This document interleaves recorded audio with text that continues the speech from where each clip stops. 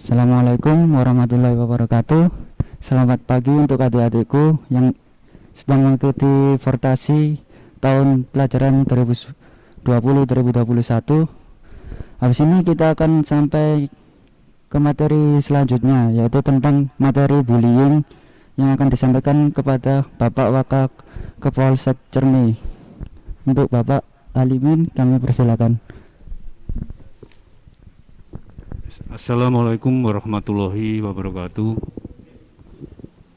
Selamat pagi, salam sejahtera bagi siswa-siswa SMK Muhammadiyah 3 Gresik, posisi di Cerme, tahun ajaran 2020-2021. Adik-adik sekalian dan semua yang ada dalam pelaksanaan MPLS ya, masa pengenalan lingkungan sekolah.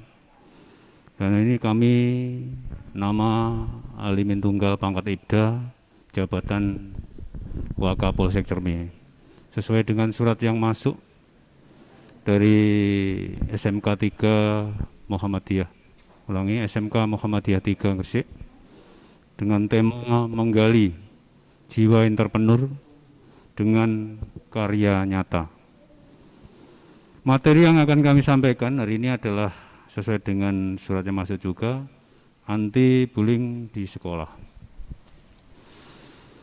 Yang kami hormati juga Bapak Kapsek, Bapak Hasan Abidin MPH MPD, yang kami hormati seluruh panitia pelaksana kegiatan tersebut. Mudah-mudahan bisa berjalan lancar. Mengingatkan kembali di masa pandemi ini, kita sudah berjalan hampir 5 bulan bahwa protokol kesehatan terus kita sosialisasikan kepada masyarakat, termasuk kepada adik-adik siswa yang pada tanggal hari ini, hari Senin tanggal 13 Juli 2020 di seluruh Indonesia pembelajaran diawali dan dimulai walaupun dengan daring atau dalam jaringan online.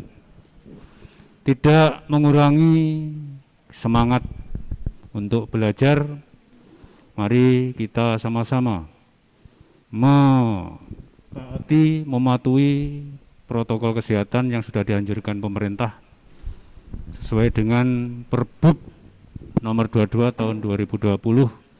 Ada 4. Yang pertama adalah penggunaan masker, yang kedua adalah jaga jarak atau physical distancing, yang ketiga adalah cuci tangan dengan air yang mengalir menggunakan sabun sesering mungkin setiap saat, dan yang terakhir kurangi bergerombol, berkerumun atau mendatangi tempat-tempat yang banyak masyarakat. Itu semua tujuannya untuk memutus mata rantai COVID-19. Seperti yang kita laksanakan bersama di pagi hari ini, siswa ada di rumah, kita berikan materi bisa dilakukan melalui daring. Sesuai dengan materi yang kita sampaikan, yaitu anti bullying di sekolah. Perlu kita pahami bersama bahwa bullying ini mengandung arti atau maksud adalah tindakan mengintimidasi, mengancam orang lain, melecehkan orang lain melalui verbal, non-verbal, secara fisik, dan saat ini sudah mengarah ke cyberbullying, artinya menggunakan teknologi dengan yang ada untuk mengancam ataupun menghina orang lain dengan melalui media medsos.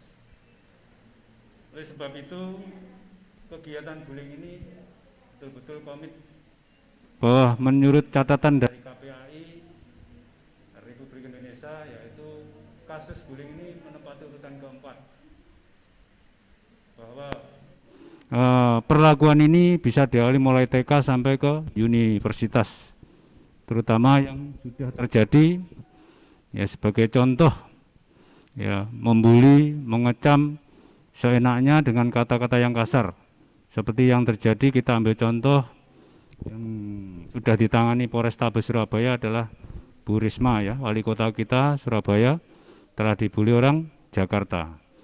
Ranahnya kasus ke langsung ditangani masuk ke undang-undang IT, yaitu informasi transaksi elektronik, yaitu Undang-Undang nomor 19 tahun 2016 pengganti Undang-Undang nomor 11 tahun 2008.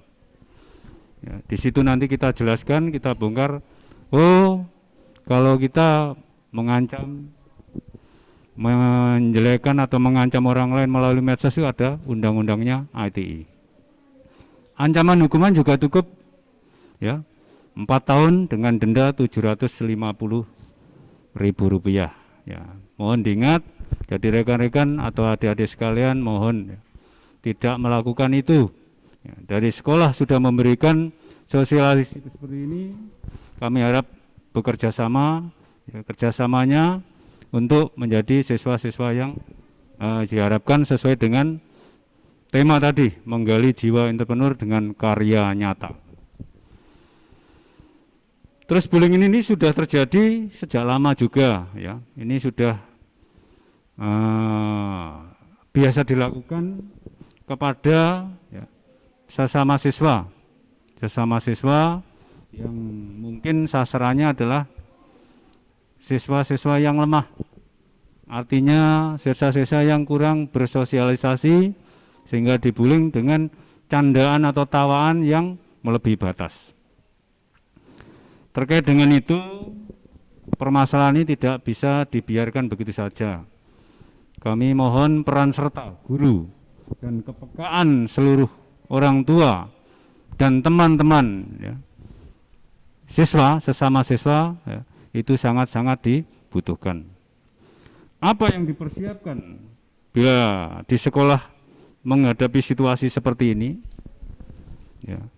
Yang pertama adalah membutuhkan kepekaan yang di luar biasa sekali dan pihak sekolah sebagai support ya, sistem. Ya.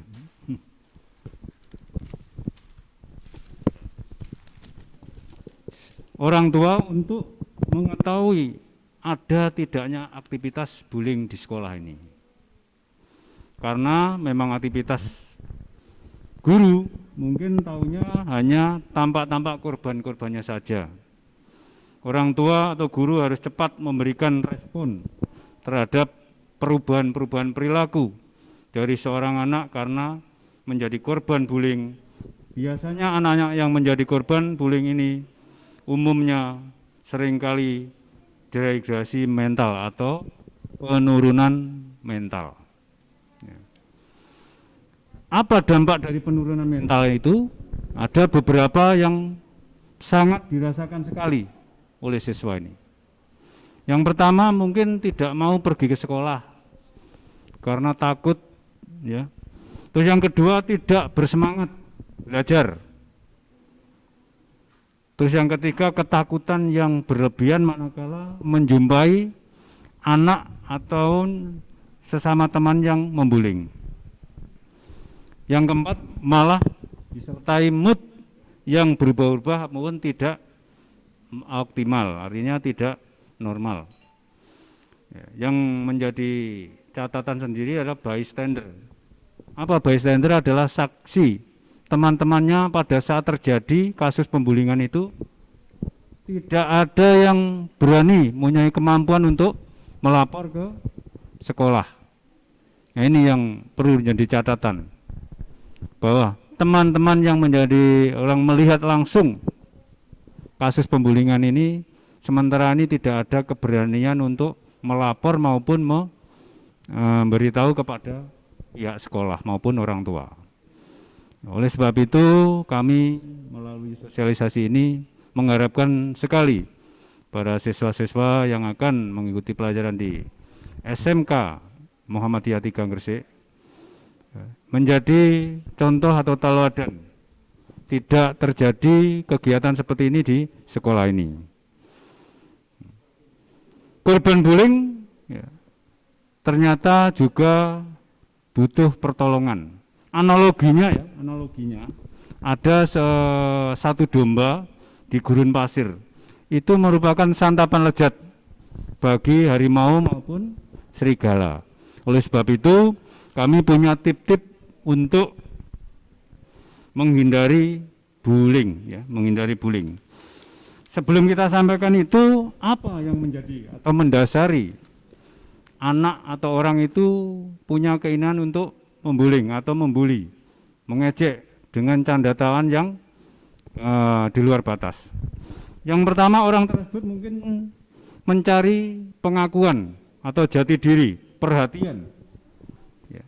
Karena yang sudah terjadi adalah pelampiasan, karena mereka sangat sulit untuk mendapatkan pencapaian dalam hidupnya. Nah, sehingga dia mempunyai inisiatif untuk kegiatan membullying, seakan-akan dia lebih hebat dari yang dibullying.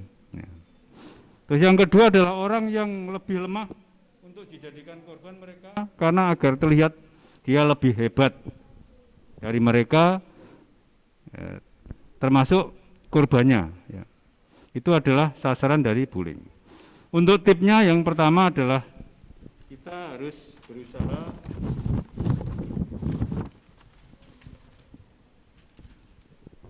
membaur seluas-luasnya, mencari teman, mencari sahabat sebanyak-banyaknya, bergaul, mencari teman yang ada di sekolah sebanyak-banyaknya. Jangan menyendiri.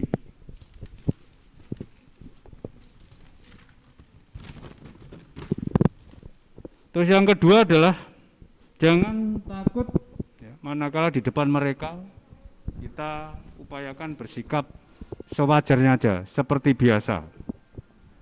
Dan yang terakhir, coba lebih terbuka sama teman-temannya ya. Jadi jangan menyendiri.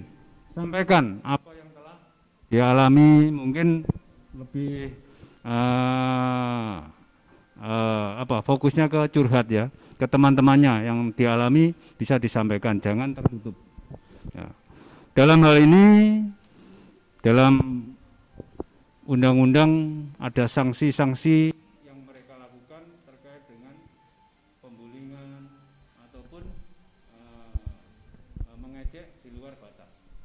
Karena di pasal Undang-Undang ITE, yaitu Undang-Undang nomor 19 tahun 2016 pengganti Undang-Undang nomor 11 tahun 2008, di situ disebutkan di pasal 27 ayat 3, barang siapa dengan sengaja tanpa hak mentransfusikan, menyebarkan berita bohong dengan bermuatan untuk merendahkan orang lain atau penghinaan, maka diancam hukuman ya 4 tahun penjara dengan denda 750 juta. Itu sudah jelas. Jadi silahkan hati-hati bermedsos yang bijak, karena undang-undang ITE sudah dilaksanakan. Ya adik-adik dalam melaksanakan atau bermedsos, silakan medsos yang bijak. Jangan sampai maksud hati curhat, maksud hati ingin mencurahkan apa yang dialami, namun ada orang-orang yang dirugikan. Nah, itu tolong diantisipasi. Terus dalam pasal KUHP ya, untuk penghinaan atau membuat tidak enak orang lain itu ada pasalnya 332. Pasal 32 KUHP itu ancaman hukuman sama 4 tahun.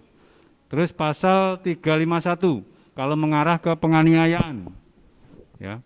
Datang-datang habis dibully langsung dipukuli ya, ini kena pasal 51 penganiayaan. Ancaman hukuman 2 tahun 8 bulan. Maka kami mengharapkan sekali melalui kesempatan ini adik-adik tetap semangat belajar. Hindari apa yang namanya bullying, apa yang namanya mengejek teman dengan candaan-candaan yang di luar batas ya. Kita sama-sama teman belajar mencari teman sebanyak mungkin ya, bersama-sama belajar di tengah-tengah pandemi ini. Ya, walaupun berjauhan, ya, kita tetap menunjukkan semangat untuk belajar. Dari kegiatan-kegiatan yang sudah kita lakukan, bahwa sebagai informasi untuk di wilayah Cerme ini sudah hari ini 66 orang terkonfirmasi ataupun positif COVID-19.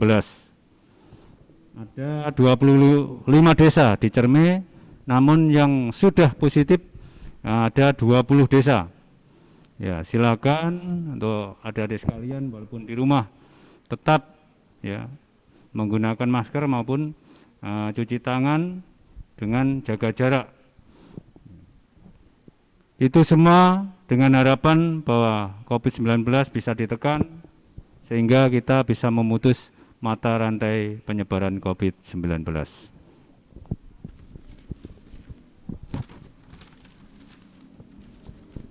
Dari itu bisa disimpulkan bahwa untuk jenis-jenis daripada bullying itu atau perundungan, bahasa Indonesianya perundungan, itu ada 4, yaitu bullying verbal secara emosional, fisik, non verbal, dan cyber budaya atau cyber teknologi tadi yang kita sampaikan. Oleh sebab itu hati-hati ya, dalam pelaksanaan ini. MOU telah dilaksanakan bahwa sekolah-sekolah sudah mengadakan MOU. Manakala ada kejadian-kejadian yang sifatnya mengarah ke kriminal, kita ikut menangani atau mencampuri kegiatan tersebut, karena ini harapkan bahwa pemerintah konsen sekali dalam situasi pandemi ini, bahwa aparat pemerintah desa, pemerintah kabupaten kecamatan hadir di tengah-tengah masyarakat. Oleh sebab itu mudah-mudahan kita semua diberikan kelancaran selama pandemi ini, belajar di rumah, tetap semangat, dan mudah-mudahan keluarga kita tetap dalam lindungan Allah Subhanahu wa Ta'ala. Terima kasih. Mungkin ini ada teman. Ya. Sudah. Ya, sudah. Ya. Waktunya 1 jam. Terima kasih. Mudah-mudahan apa yang kami sampaikan bisa diringkas, bisa dicatat, sehingga besok materi yang ada hari ini kita sampaikan bisa menjadikan pembelajaran untuk masa yang akan datang. Kami akhiri, ihdinas siratal mustaqim. Wassalamualaikum warahmatullahi wabarakatuh. Terima kasih kepada Bapak Alim Tunggal selaku Wakapolsek Cerme yang sudah memberikan pemateri tentang anti bullying. Semoga untuk adik-adikku yang ada di rumah bisa memperhatikan dengan baik dan menyimak dengan baik, dan jangan pernah lah kalian melakukan bullying itu kepada teman atau orang lain yang gak kita kenal. Selaku dari saya, terima kasih. Wassalamualaikum warahmatullahi wabarakatuh. Assalamualaikum warahmatullahi wabarakatuh.